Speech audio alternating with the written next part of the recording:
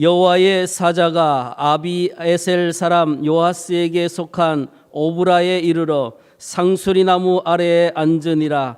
마침 요아스의 아들 기드온이 미디안 사람에게 알리지 아니하려 하여 밀을 포도주 틀에서 타작하더니 여호와의 사자가 기드온에게 나타나 이르되 큰 용사여 여호와께서 너와 함께 계시도다 하매 기드온이 그에게 대답하되 오 나의 주여 여호와께서 우리와 함께 계시면 어찌하여 이 모든 일이 우리에게 일어났나이까. 또 우리 조상들이 일찍이 우리에게 이르기를 여호와께서 우리를 애굽에서 올라오게 하신 것이 아니냐 한 그 모든 이적이 어디 있나이까.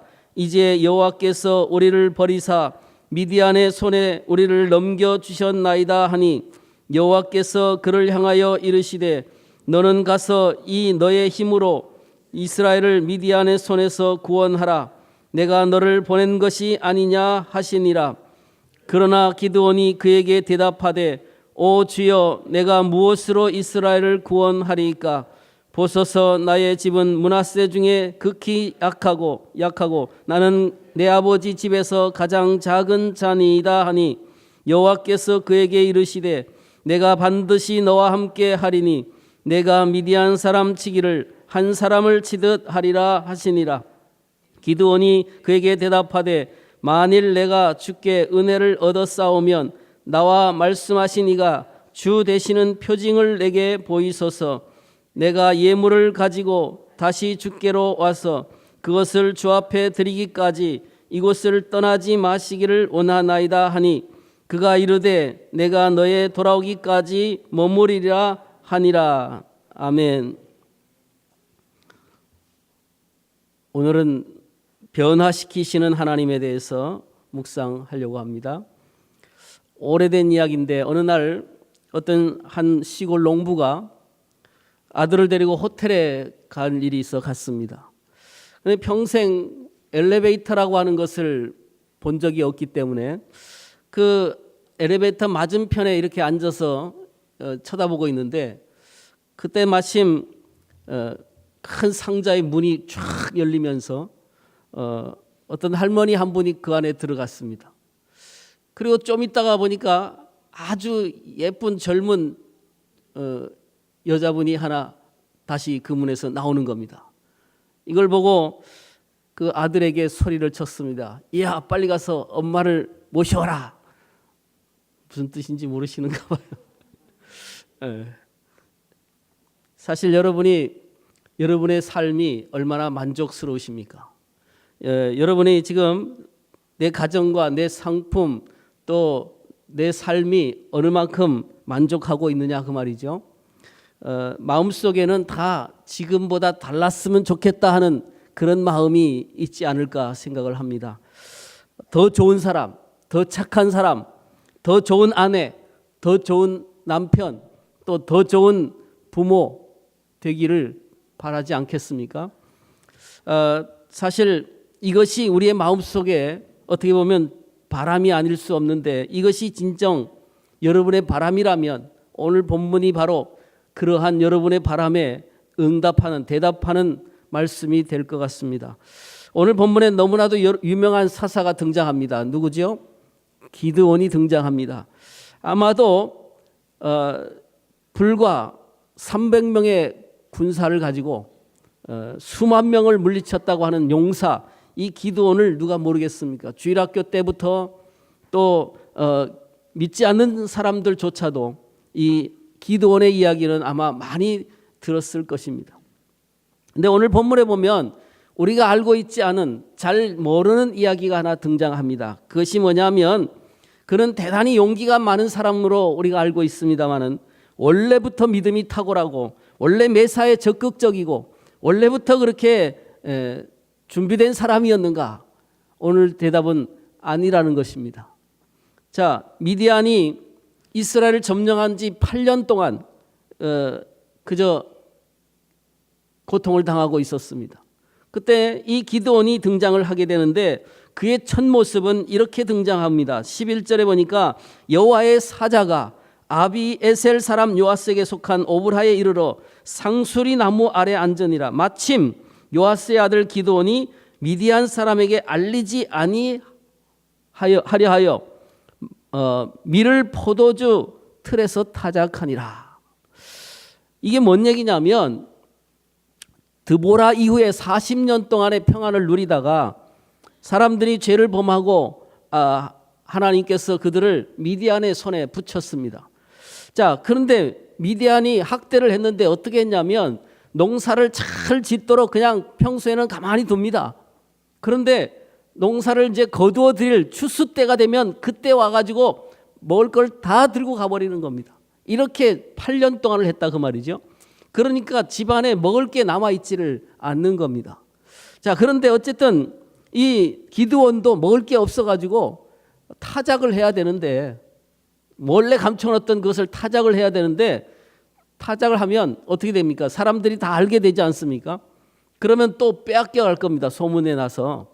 그러니까 몰래 숨어서 이 포도주 틀이라는 것은 아마 상상하기가 어려울 만큼 약간 큰 통이에요.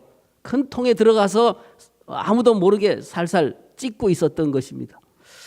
이런 상황에서 기드온이 사실은 몰래 할 정도로 용기도 없고 참 몇 줌 되지 않는 이 타작을 통해서 가족이 먹고 살려고 하는 그런 하실 모습이다 그 말이죠. 오늘 본문에 보니까 어떤 한 사람이 그에게 찾아왔다 그럽니다. 자, 여호와의 사자라고 표현을 했습니다. 그런데 성경에 나오는 여호와의 사자는 두 가지 종류의 여호와의 사자가 있습니다.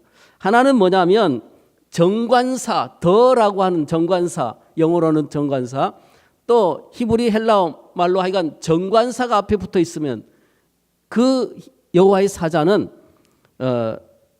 일반적인 여호와 사자가 아니고 정관사가 없으면 그냥 천사입니다.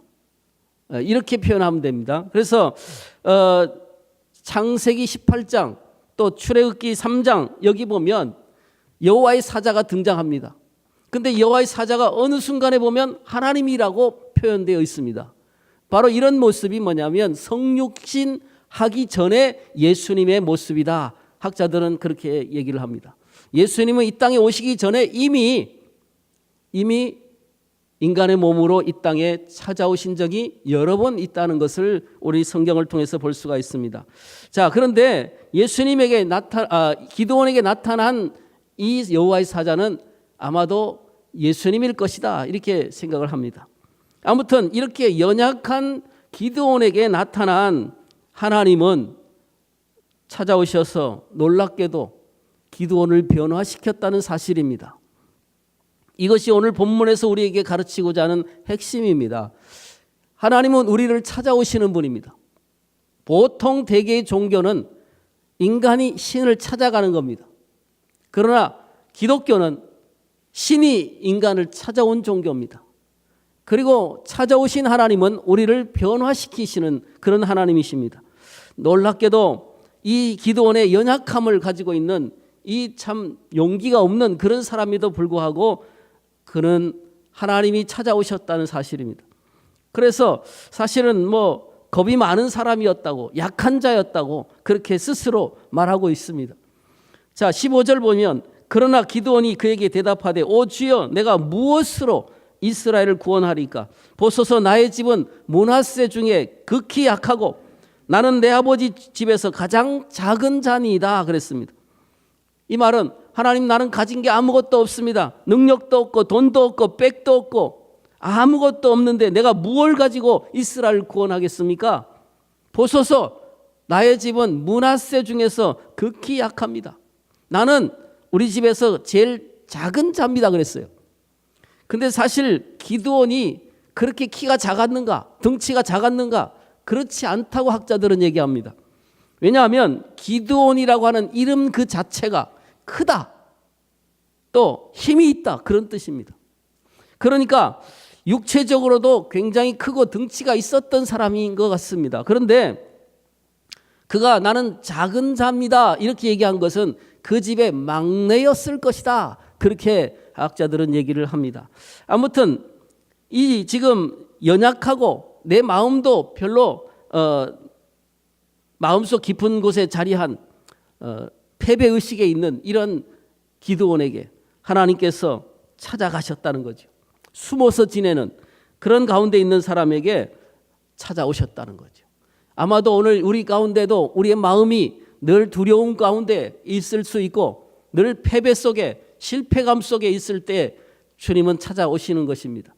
그래서 이 한 끼의 식사를 준비하기 위해서 숨어서 타작을 하던 그 기드온에게 주님이 찾아가셨습니다. 오늘 똑같다는 사실이에요. 여러분을 주님은 지금도 찾아오고 계신 겁니다. 여러분이 이 자리에 오신 것이 아니라 하나님이 여러분을 이곳으로 부르신 것이고 또 주님은 여러분을 찾고 계시 그렇게 제가 말씀을 드리면서 12절에 다시 보면 그래서 오셔서 뭘 하느냐? 큰 용사여 여호와께서 너와 함께 계시도다 그렇게 말씀합니다. 사실 말이 안 됩니다. 지금 두려움에 떨고 있고 숨어서 그저 연약한 자기 실패자의 모습으로 그렇게 떨고 있는 그에게 하나님이 큰 용사여 그렇게 불렀다는 거죠. 말이 안 되지 않습니까? 그죠? 근데 만약에 다른 사람이 이 말을 했더라면 기드온이 화를 냈을 겁니다. 자기를 놀린다고. 그런데 여호와의 사자가 그렇게 하니까 이 말도 못하고 그러고 있는 거죠. 그리고 나서 뭐라고 합니까? 나는 못합니다. 그런데 본문에서 그는 그냥 용사도 아니고 큰 용사라고 하는 그 말을 듣고 그는 나는 못합니다. 나는 약합니다. 나는 정말 지극히 작은 자입니다. 그렇게 얘기를 하는 거죠. 자, 그런데 하나님이 왜 이 연약한 자를 향해서 큰 용사라고 그렇게 말씀을 하셨는가? 그 이유는 바로 기드온의 그 뒤에 있는 가능성을 보고 말씀하신 겁니다. 오늘 저와 여러분을 하나님은 찾아오셔서 여러분에게도 큰 용사요 이렇게 말씀하십니다. 아니 내가 뭘 할 줄 안다고요? 우리의 가능성을 보고 또 우리 힘만으로는 아무것도 할 수 없을지 몰라도 내가 함께 한다라고 하면서 너는 할 수 있다는 거죠. 우리의 가능성은 무궁무진합니다. 내가 아무것도 할 수 없습니다. 그렇지만 주님이 함께 하시면 우리는 무엇이든지 할 수 있는 것입니다. 그래서 큰 용사라고 불러주셨고 그는 현재의 모습으로만 이야기하는 게 아니라 미래의 모습을 보고 얘기한 겁니다. 그러니까 우리는 하나님 난 뭘 아무것도 할 줄 아는 게 없습니다. 그렇게 얘기를 할 때 하나님은 아니야. 너의 미래를 내가 이미 보고 있어. 그렇죠? 그래서 우리의 가능성을 보고 있는 거죠. 우리의 미래. 기드온에게 찾아오셔서 그의 미래를 보고 큰 용사여라고 말씀하셨던 그 하나님은 오늘도 저와 여러분을 찾아오셔서 우리의 미래를 보고 큰 용사여 일어나라 말씀하고 계십니다. 미켈란젤로가 어느 날 산에 올라갔는데 보니까 큰 바위가 하나 있는 겁니다. 이 바위를 보더니 야 다윗이 걸어 나온다 이렇게 얘기를 했다는 거지. 세상 다른 사람들이 보면 좀 미쳤구나 이렇게 생각할 수 있지만 미켈란젤로가 볼 때는 그 바위에 자기가 앞으로 새겨 넣을 다윗상을 상상한 것입니다. 그렇습니다. 여러분 우리가 내가 조각할 상을 보고 이미 그것이 완성된 것처럼 보고 있었던 그 미켈란젤로처럼 오늘 우리도 하나님은 위대한 조각가이심을 말씀하고 있는 것입니다. 하나님은 우리를 조각하셔요. 어떻게 해요? 위대한 작품으로 그것도 그냥 작품이 아니라 걸작품을 만들고 계시는 중인 줄 믿습니다.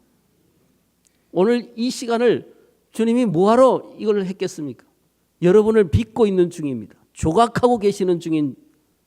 자, 그래서 비록 상황이 어렵고 포도즙 틀에서 숨어서 타작을 하는 그러한 아무것도 가진 것 없고 아무것도 할 수 없는 것처럼 보일지라도 하나님은 기드온 안에 이스라엘을 구원할 만한 그러한 가능성을 보시고 불러주셨던 것처럼 저와 여러분을 똑같이 그렇게 부르십니다. 요한복음 1장 41절에 보니까 안드레가 베드로를 데리고 주님 앞으로 데리고 왔을 때 주님은 그를 보자마자 뭐라고 했는지 아십니까? 예수께서 보시고 이르시되 내가 요한의 아들 시몬이니 장차 개바라하리라. 베드로를 보자마자 개바라. 여러분, 이 개바라고 하는 말은 수리아 말인데 베드로나 개바나 똑같은 단어입니다. 바위란 뜻입니다. 둘 다 똑같이 반석이란 뜻입니다. 그러니까 예수님이 베드로를 보고 이 사람은 바위와 같은 사람이다라고 이미 말씀하고 있는 거죠.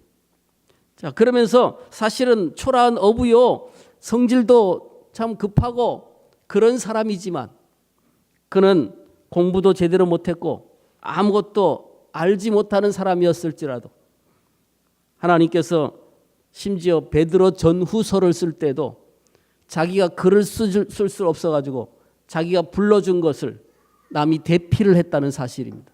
그 정도의 실력 없는 사람도 하나님이 쓰신다 그 말이죠.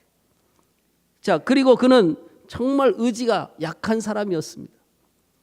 주님 앞에 내가 죽는 데까지라도 가겠습니다. 그렇게 말을 해놓고 금방 주님이 잡히자마자 예수님을 부인했던 그런 사람이었습니다. 그런데 나중에 죽을 때는 전설에 의하면 나는 주님과 똑같이 십자가에서 똑바로 죽을 수 없다. 나를 거꾸로 매달아라. 그렇게 얘기했던 사람입니다. 자, 오늘 우리는 주님 앞에 분명히 기억하십시오. 나를 참 별 볼일 없는 사람이지만 그러나 하나님이 우리를 보시고 이미 큰 용사라고 불러주시고 계시다는 사실을 기억하십시오. 그래서 베드로를 보자마자 내가 장차 개바가 되리라. 결국은 예수님은 그 베드로를 믿어주셨던 거죠. 그 결과 마침내 그는 위대한 주님의 수제자로서 점점 그의 인격과 그의 신앙이 변화될 수 있었다는 사실입니다. 다시 말하면 오늘도 우리도 똑같이 주님이 믿어주시고 우리를 바라보고 큰 용사라고 불러주실 때 우리도 그 사실에 주님이 나를 그렇게 불러주시는구나 믿고 나가면 우리도 변화될 수 있고 우리도 훌륭한 베드로와 같은 또는 기드온과 같은 용사가 될 수 있다는 사실입니다. 에베소서 2장 10절에 보니까 성경은 이렇게 말씀합니다. 우리가 누구인가? 우리는 그의 만드신 바라. 우리는 그의 만드신 바라고 말이죠. 그래서 우리를 하나님의 위대한 작품으로 만들기 위해서 예수 그리스도 안에서 선한 일을 위하여 위대한 일을 위하여 지으심을 받은 자니 그랬습니다. 저와 여러분은 선한 일을 위해서 지음을 받는 자들입니다. 조각 중에 있습니다. 그래서 그분을 따라 그분의 형상을 따라 만들어지고 있습니다. 그리고 죄의 사탄의 종노릇하던 우리를 예수님이 피값을 주고 우리를 구속하셨습니다. 저와 여러분이 얼마짜리인가? 1억 원인가? 10억 원인가? 몇 천만 원밖에 안 할 것인가? 여러분 우리는 예수짜리입니다. 예수짜리. 돈으로 환산하면 예수님과 같은 값어치가 있는 그런 사람들입니다. 예수님의 보배 피로 우리를 새로 지은 받은 자들이다 그 말이죠. 고린도후서 5장 17절 우리가 잘 아는 대로 보라 이전 것은 지나가서 새 것이 됐다는 거죠. 여러분은 다 이미 새 것이 된 줄로 믿으시기 바랍니다. 여러분 새 것이 무엇입니까? 하나님이 만든 걸작품이란 그 말이죠. 위대한 걸작품으로 우리를 만드신 이유가 무엇일까요? 위대한 일을 하게 만들기 위해서. 비록 약하고 실수하고 보잘것이 없는 우리들이지만 하나님이 믿어주시고 하나님이 우리를 마침내 하나님의 위대한 작품이 될 것을 미리 바라보시고 부르셨다는 사실입니다. 낙심해가지고 있는 기도를 향해서 큰 용사라고 불러주시고 하나님은 오늘 우리에게도 마찬가지입니다. 그래서 옆에 계신 분들하고 한번 이렇게 인사하면 좋겠습니다. 아이고 큰 용사시네요. 옆에 계신하고 한번 얘기합시다. 큰 용사시네요. 그렇죠? 따라하겠습니다. 나는 위대한 하나님의 걸작이다. 믿으시기 바랍니다. 이걸 믿느냐 안 믿느냐 차이는 오늘 여러분에게 삶이 달라지는 것이. 자, 기드온이 어떻게 했습니까? 사실 똑같아요. 사탄이 지금도 기드온을 역사했던 것처럼 낙심을 시킵니다. 약점이 없는 사람이 세상에 어디 있습니까? 그런데 우리도 마찬가지입니다. 넌 할 수 없다고 마귀 사탄은 와서 계속 얘기합니다. 넌 안 돼. 계속 얘기할 겁니다. 그럼에도 불구하고 우리는 변화될 수 있는 줄로 믿습니다. 변화시키기 위해서 하나님께서 인간의 몸을 입고 십자가에서 죽기까지 했다니까요. 그러니까 우리는 반드시 변화되어야 되는 겁니다. 예수 그리스도를 믿는 사람은 반드시 그렇게 될 줄로 믿습니다. 자, 12절에 보니까 주님은 뭐라고 했습니까? 여호와께서 너와 함께 계시도다. 다른 말로 하면 내가 함께 하니까 걱정하지 마. 이것이 우리에게 들려주시는 하나님의 말씀입니다. 내가 잘나서가 아니에요. 내가 무슨 약점이 없어서가 아니에요. 하나님께서 함께 하시기 때문에 우리는 큰 용사가 될 수 있는 줄로 믿으시기 바랍니다. 자, 그런데 이 임마누엘 하나님이 함께 하시는 이 기드온에게 분명히 이런 얘기를 했음에도 불구하고 기드온은 뭐라고 했는가? 나는 못합니다 말이지. 그러면서 나에게 표징을 좀 보여달라는 거죠. 20절 21절에 보니까 기드온이 하나님의 사자가 그에게 이르되 고기와 무교병 전병을 가지고 그 바위에 놓고 그 위에 국을 쏟으라. 기드온이 그대로 하니 여호와의 사자가 손에 잡은 지팡이를 끝을 내밀어 고기와 무교 전병에 대매 불이 반성해서 나와 고기와 무교 전병을 살랐고 여호와의 사자는 떠나서 보이지 아니한지라. 하나님이 얼마나 자비하십니까? 나는 못합니다. 그러니까 이놈하고 한 방 때리는 게 아니라 오히려 표징을 보여주셨습니다. 그런데 재밌는 것은 그럼에도 불구하고 이 기드온은 안 믿었어요. 그러한 표징을 봤음에도 불구하고 믿지 않았단 말이지. 참 우리와 똑같지 않습니까? 하나님 우리를 쓰시겠다는데 믿지 않는 거예요. 아유 나 같은 게 뭘 이렇게 얘기하는지. 그래서 그는 또 어떻게 했습니까? 아이고 기적을 다시 한번 표징을 다시 보여달라는 거예요. 양털 표적이라고 그러죠 우리가. 양털 표적. 오늘 아침에 일어날 때 하나님 내가 이 양털 뽀송뽀송한 양털을 흠뻑 젖게 하고 다른 건 다 말라지게 해달라는 거죠. 반대로 한 번 봤으면 됐는데 또 그러는 거예요. 이번에는 반대로 양털은 뽀송뽀송하게 하고 나머지는 흥건하게 해달라는 거죠. 이게 우리들의 모습이죠. 기드온과 다를 게 없습니다. 그러나 하나님은 저와 여러분을 새롭게 만들고 또 반드시 아브라함과 같이 축복의 통로가 되게 하실 줄로 믿습니다. 비록 우리는 그런 과정은 있었다 할지라도 기드온과 같이 비록 그런 과정이 있고 아직도 덜 확신하고 덜 믿고 있을지라도 우리는 하나님이 치유하시고 반드시 변화시켜 나가시는 분인 줄로 믿으시기 바랍니다. 그래서 여러분 이 교회에서 특별히 이 새로운 출발을 위해서 지금 특세를 하는 이유가 바로 거기 있다고 저는 생각합니다. 벌써 6일째입니다. 3분의 1이 지나고 있습니다. 다시 한번 주변 사람들에게 힘을 내서 목사는 설교를 못해도 우리끼리 은혜를 좀 받자. 좀 권면하셔서 다시 힘을 내서 내일부터 더 많이 나오셔서 힘을 내서 우리가 큰 용사 변화해 갈 수 있도록 한번 주님 앞에 정말 부르짖으면서 기도하기를 원합니다.